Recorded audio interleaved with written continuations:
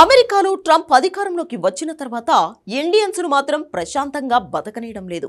తాజాగా మన నెత్తిన మరో బాంబు వేశాడు ట్రంప్. H1B స్టూడెంట్ వీసాలపై తీసుకున్న కఠిన నిర్ణయాలు భారతీయ వలసదారులకు పెద్ద షాక్ గా మారాయి. అక్కడ వాళ్ల ఉనికినే ప్రమాదంలోకి నెట్టేశాయి. సెప్టెంబర్ 19, 2025న ట్రంప్ సంతకం చేసిన ఓ అధికారిక ప్రకటన ప్రకారం H1B వీసా అప్లికేషన్లకు సంవత్సరానికి $1,00,000 ఫీజు విధించారు. అంటే మన కరెన్సీలో దాదాపు 88 లక్షలన్నమాట.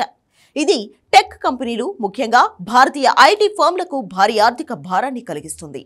అలాగే స్టూడెంట్ వీసాలపై కఠిన నియమాలు విధించాడు ట్రంప్. వీసా లైఫ్ టైం తగ్గించడం, ఆప్ట్ ప్రోగ్రామ్ ను పరిమితం చేయడం భారతీయ విద్యార్థుల సంఖ్యను 28% వరకు తగ్గించాయి. ఈ మార్పులు అమెరికాలో ఉండే భారతీయుల సంఖ్యను గణనీయంగా తగ్గించేలా కనిపిస్తున్నాయి. ఈ నిర్ణయాలు తెలుగు సినిమాల ఓవర్సీస్ మార్కెట్ పై కూడా ప్రభావం చూపుతున్నాయి. పవన్ కళ్యాణ్ నటించిన ఓజీ సినిమా సెప్టెంబర్ 25న విడుదల కానుంది. అక్కడ ఒక రోజు ముందుగానే విడుదల కానుంది ఓజీ. ట్రంప్ వీసా పాలసీలు దాని యుఎస్ కలెక్షన్లను ప్రభావితం చేసే అవకాశం ఉంది. అమెరికాలో తెలుగు సినిమాలు ప్రధానంగా H1B ఉద్యోగులు, student visa holders, green card ఉన్న భారతీయుల నుంచే వస్తాయి. వాళ్లే ఫస్ట్ డే సినిమాలకు వెళ్తూ ఉంటారు. ఇప్పుడు ట్రంప్ నిర్ణయంతో అంతా షాక్ లో ఉన్నారు.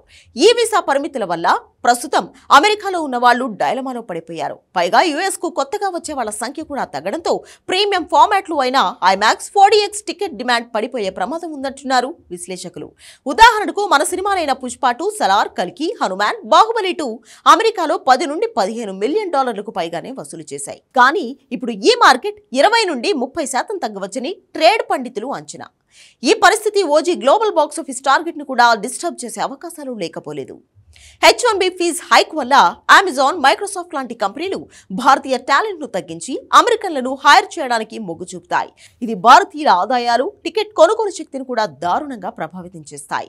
స్టూడెంట్ వీసా ఇంటర్వ్యూలు ఆపివేయడం, వీసా డ్యూరేషన్ ను తగ్గించడం వల్ల కొత్త విద్యార్థులు అమెరికాకు రాకుండా యూరప్, కెనడా వెళ్తున్నారు. తెలుగు సినిమా ప్రేక్షకులలో 40% మంది ఈ విద్యార్థులే.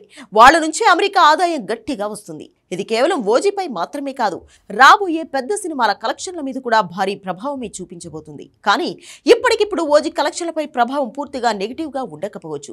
ఈ టెన్షన్ తగ్గించుకోవడానికి అక్కడున్న వాళ్లకు బెస్ట్ ఆప్షన్ ఓజీనే.